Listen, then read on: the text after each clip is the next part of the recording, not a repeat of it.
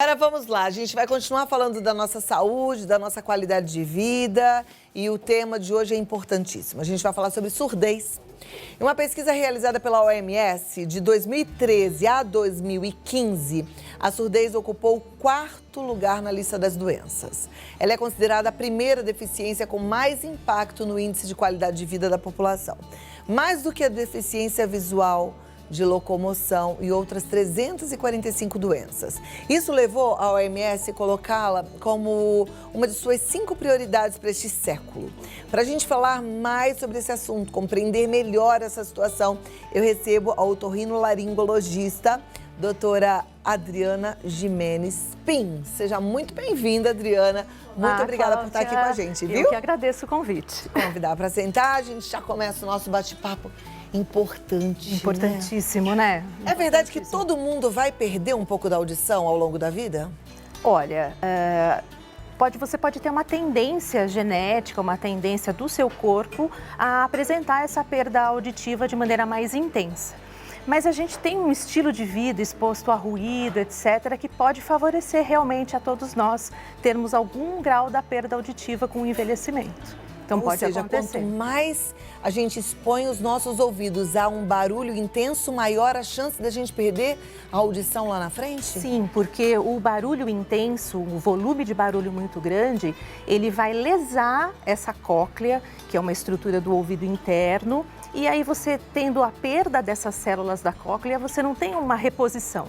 Então, perdeu, você vai perder a capacidade de ouvir, de perceber os sons. Então, a meninada que hoje em dia vive de fone de ouvido, ouvindo música alta, está correndo um risco muito sério. Sim, muito sério. E a gente agora, durante a pandemia, todos nós, né, trabalhando online, etc., as pessoas estão usando mais fones de ouvido. Então, a gente precisa ter uma atenção, um cuidado bastante grande com a quantidade de som que a gente coloca nos dispositivos que a gente está usando. Né? Olha, isso é vale sério a pena. Mesmo. Entra nessa questão de prevenção, de combate, de cuidado em relação à perda auditiva. Agora, proteger os nossos ouvidos é a única prevenção que a gente tem? Proteger de ruídos, de barulhos altos ou não? A gente tem outras prevenções que podem ser feitas? Bom, se a gente pensar que a perda auditiva, a definitiva, que é a neurosensorial, tem algumas causas, nem todas as causas a gente consegue ter o cuidado em casa. O cuidado com o ruído a gente pode ter, então vale muito essa orientação, né? Mas a gente precisa ter bastante cuidado com medicações, com medicamentos. Alguns medicamentos são ototóxicos. Então, essa medicação, ela pode fazer a lesão dessas células da cóclea e a pessoa perder a audição definitivamente. Nossa, como é que a gente fica sabendo quais são esses medicamentos ototóxicos? O ideal é a gente não fazer automedicação. Geralmente vai estar mais relacionado ao uso de antibióticos, alguns tipos de diuréticos. Então, o ideal é a gente sempre fazer uso das medicações com orientação do médico. Com certeza, né, gente? Isso é muito sério mesmo. Agora, vamos passar um pouquinho lá na frente. Eu quis introduzir o assunto dessa forma para todo mundo entender que a gente também provavelmente vai perder um tanto da nossa audição quando a gente ficar velhinho. Mas eu queria te perguntar uma coisa. A gente perde a audição e a gente perde o interesse pela vida, a necessidade de comunicação? Não, de forma nenhuma, muito pelo contrário, né? Você está perdendo um dos 5 sentidos, então essa interação com o outro, essa vida social, ela fica comprometida pela falta da audição. E sabe o que é mais preocupante em relação à perda auditiva? É que não é só a perda de capacidade de escutar o que está sendo dito. Muitas pessoas mais velhas ou pessoas com perda auditiva, elas têm uma dificuldade de entendimento do que está sendo dito. Então, a gente tem aquele senhor, aquela senhora que não entende o que você está conversando com ele, pela característica da perda, e aí quando você fala um pouco mais alto, ele fala, não precisa gritar. Tá? Então, são as sutilezas da perda de audição. Não é só deixar de ouvir, às vezes é deixar de compreender o que é dito. E quando a gente perde esse sentido, né, da audição, a tendência é ou você ter uma irritabilidade muito grande, então a pessoa se incomoda porque ela precisa pedir para repetir toda hora, ela não consegue interagir, não consegue se fazer entender, não consegue entender o que as outras pessoas estão dizendo, né?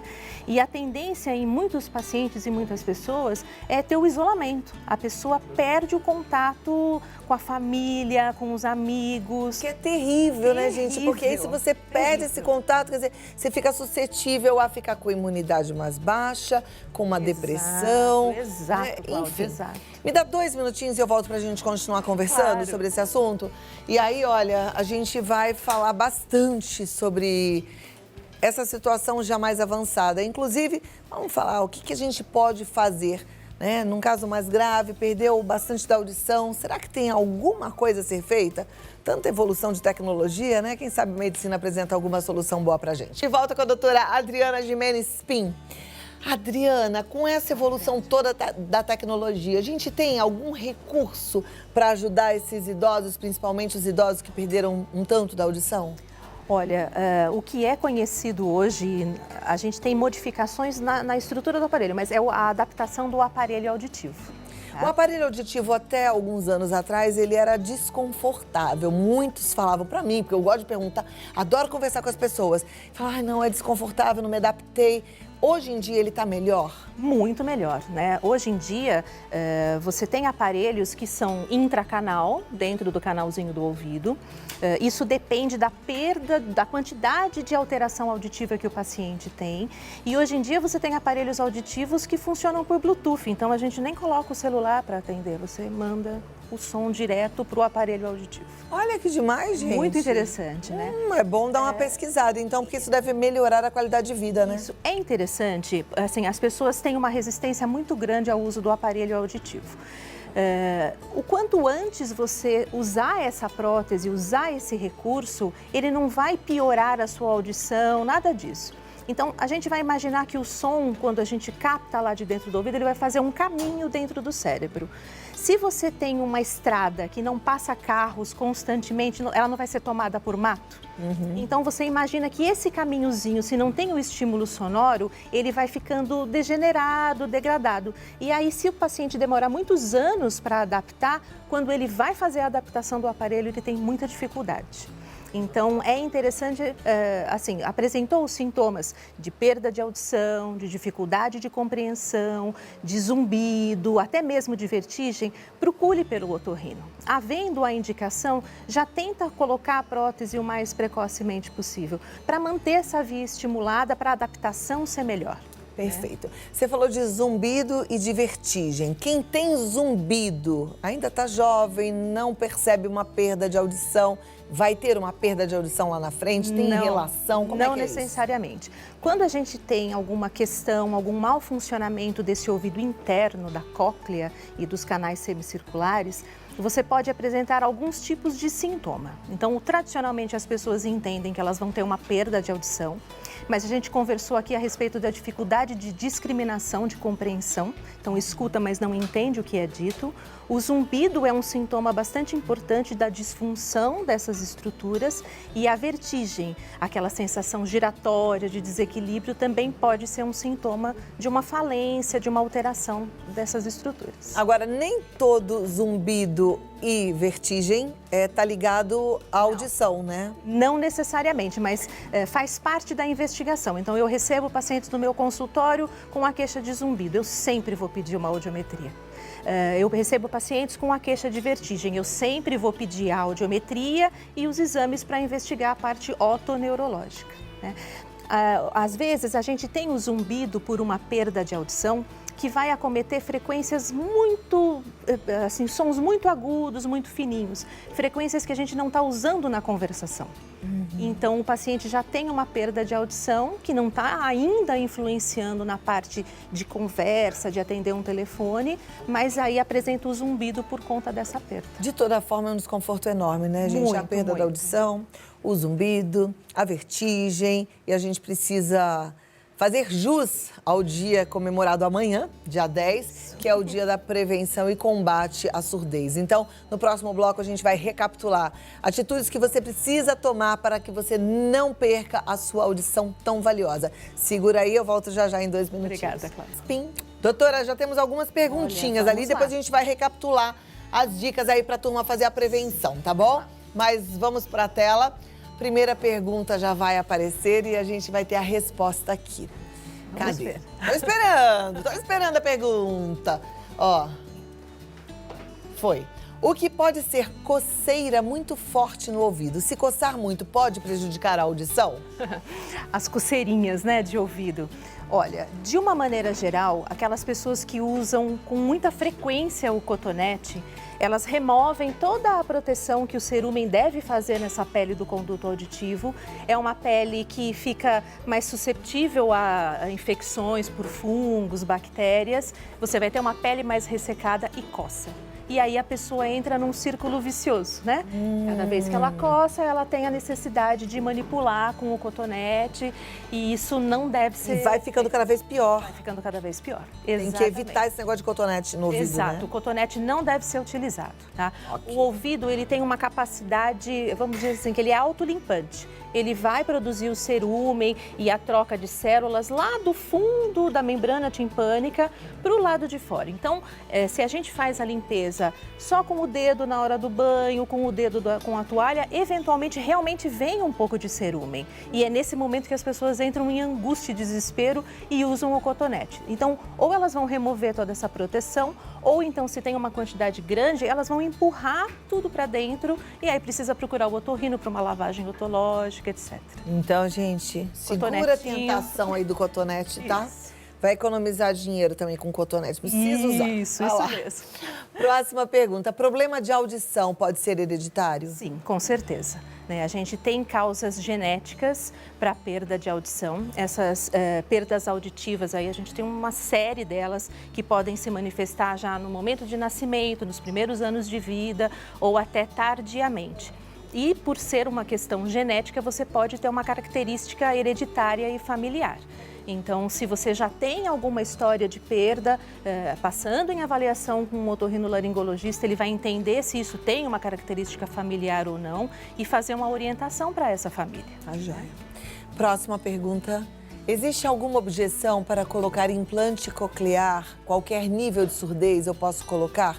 Vamos explicar então para quem não sabe o que é o implante, doutora? Bom, o implante coclear, ele é como se a gente tentasse fazer um ouvido biônico, entre aspas. A gente vai tentar substituir essa cóclea por um dispositivo que vai captar esse som e levar para dentro das vias auditivas no cérebro, né? Qual que é a questão do implante coclear? Você precisa ter algum desenvolvimento da via auditiva, se esse paciente é mais velho, porque é aquela coisa do caminho que a gente estava conversando.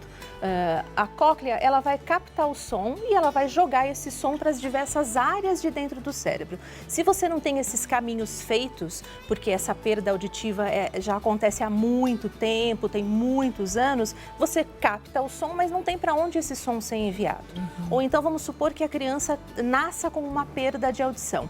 Aí é muito interessante, o mais precoce que conseguir fazer o implante coclear, porque é o período de desenvolvimento dessas vias auditivas. Então você consegue, tem uma chance dessa pessoa ter uma integração melhor, social, Então, como etc. ela perguntou, mais lá na frente não... Se a pessoa, ela já, vamos supor assim, nasci surda e estou indo atrás de um implante coclear bem mais velho, a chance de esse implante ter um funcionamento legal é menor. Vamos supor, a criança nasceu normal e teve uma meningite na primeira infância e teve a perda de audição pela meningite. Mas ela vai procurar um implante coclear, nunca usou prótese, vai procurar um implante coclear lá na frente. A gente não tem essas vias desenvolvidas. É aí que o implante pode ser um pouco mais difícil da adaptação, da colocação. Entendi. Agora vamos tentar aí amarrar para a turma que está preocupada, que fala, puxa vida, então eu quero cuidar dos meus ouvidos. Tem que cuidar do ouvido, presta atenção. Verdade. Olha aqui as dicas da doutora Adriana. Olha, a gente, da audição, a gente deve cuidar do nosso corpo como um todo. Uma coisa que a gente não conversou aqui é que a gente pode ter perdas de audição por alterações metabólicas, como o diabetes, o aumento do colesterol, por alterações, hipertensão, por exemplo, alterações de função renal. Então, não necessariamente você vai ter o colesterol levando à perda de audição, mas você pode, por exemplo, ter um aumento de colesterol com comprometimento da circulação e perder a audição por conta disso. Então, é o que você estava comentando agora há pouco. Um sono adequado, uma dieta adequada, sempre se posicionar em relação à atividade física, ter alguma atividade física e fazer os seus controles, né? Passar no seu médico, fazer os seus exames com regularidade, procurar esse acompanhamento. Eu acho que o principal que a gente pode conversar hoje aqui em relação à prevenção da surdez é a exposição ao ruído, né? Então, é o que a gente começou falando na nossa primeira conversa, de a gente ter a atenção, esse cuidado na hora de fone, dos dispositivos que a gente usa, né? E o cuidado com a automedicação, inclusive de gotinhas que a gente pinga no ouvido. Hoje em dia, os antibióticos, eles precisam de receita médica, fica retida. Então, isso já ajuda, é interessante, né? Ajuda. Mas mesmo assim, às vezes a vizinha tem um remedinho que o netinho pingou, vai lá, pinga numa outra pessoa e é um desastre. É uma coisa aí que pode levar à perda de audição mesmo. Perfeito. Bom, eu acho que deu pra gente ficar alerta aí em relação aos cuidados, né? Eu só fiquei com uma dúvida que nem tem a ver com o nosso assunto, mas me ocorreu aqui uma curiosidade. A Covid deu alguma sequela na audição para algumas pessoas? Porque teve muita gente com perda de olfato, perda de paladar, mas a audição não. Não, a audição não foi um sintoma aí comum e corriqueiro da Covid. Foi realmente a perda de olfato e paladar, que às vezes o paciente só tem esse tipo de alteração. E às vezes alguns pacientes, eles persistem. Mesmo depois da resolução da Covid, né, da doença, eles persistem com a perda de olfato e paladar. É verdade. Eu sou uma. É mesmo? É, uma pena. Mas tudo bem, dos males o menor. Eu só posso agradecer a Deus porque passei bem por ela, né? Doutora Adriana, muito obrigada mais uma vez. O WhatsApp da doutora é o 11932470893. E se você quiser segui-la lá no Instagram, é a Caixa Saúde Integrativa. E tem o site Somos a Caixa, é com K, tá, gente? A Caixa com K e SH, acaixa.com, somosacaixa.com. Até a próxima, foi um prazer te conhecer e conversar com você, viu? Igualmente, Cláudia. Uma ótima tarde.